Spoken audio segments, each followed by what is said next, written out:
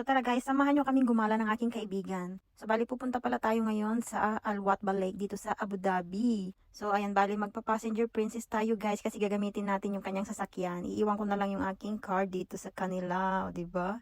Ito nga pala yung ating magandang driver. O diba? Passenger princess tayo for today. Sarap maging passenger princess guys. So gagala kami ngayon sa Al Watba Lake. So ipapakita ako sa inyo kung gaano karaming asin dito sa lugar. Mayaman po ang UAE ng asin. Asin. True, di ba? Ang sarap sana ng feeling yung mga barbecue, True. di ba? Kasi ang ganda ng panahon ngayon para lumabas. So anyway guys, ayan, bago kami dumiretso sa aming patutunguhan, ayan, dumaan muna kami sa grocery store para bumili ng aming mga snacks. O di ba? Kasi magpipiknik kami ng aking friend eh. Papunta doon, ayan. Yung favorite natin. True. Na-try namin yung trending ngayon sa TikTok. Ano yun? Ayan nga. Cheetos na may jalapeno and then cream cheese. Tapos, other option for nachos. Oo, nachos and then... Chips you need or? Yeah. Yeah, the chips.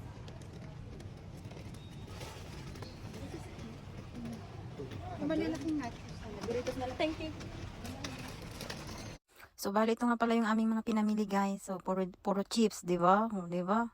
Saka na muna ang diet mga zay. Mag-enjoy muna tayo for today's weekend. So anyway, to make the vlog short, ayan na nga guys, on the way na kami. O diba, sabi ko kanina, pupunta kami sa Al Watba Salt Lake.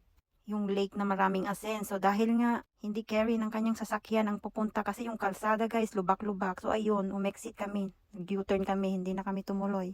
So bali, pupunta na lang kami sa kabilang side, doon sa may camping site talaga mismo guys.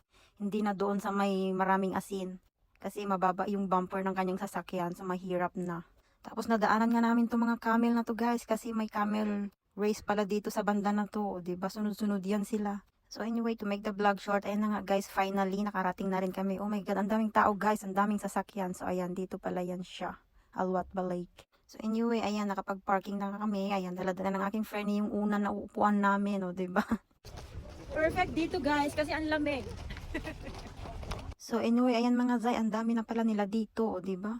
More on mga families talaga yung mga nandito guys, o diba? Kasi ang ganda ng panahon, sobrang lamig. So bali, malaylayo ngayong nilakad namin, gawa nga nung hirap na kaming makakakuha ng pwesto. Paunahan kasi dito guys, first come first serve siya, o diba?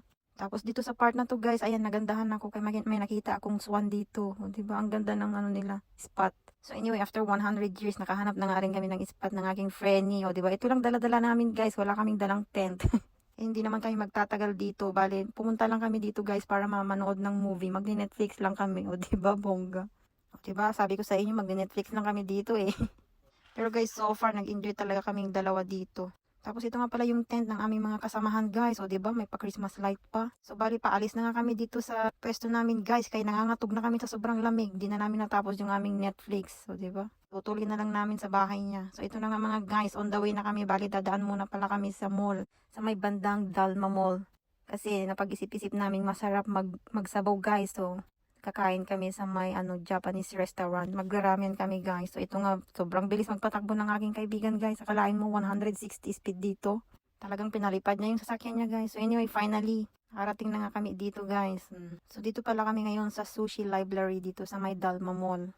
Pero ang sarap ng ramen nila guys, affordable pa. Hindi siya tulad ng ibang restaurant na sobrang mahal, masakit sa bulsa. Pero dito carry lang guys. So diba perfect na perfect sa malamig na panahon guys. Diba ang sarap.